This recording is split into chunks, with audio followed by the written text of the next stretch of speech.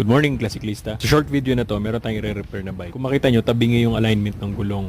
Actually, sira na pala yung ehe neto o yung skewer. Gamit tayo ng pliers para mas madali natin matanggal yung nut. Kasi hindi siya totally na quick release.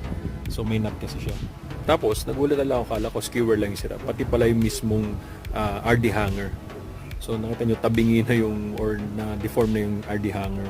Parang pinilit lang siya ikabit nung dating mechanic. Kaya naghanap tayo sa online shopping na mabibilan ng RD hanger. Actually, maraming klase yan. So, kailangan tama talaga mismo yung model na mabibili mo.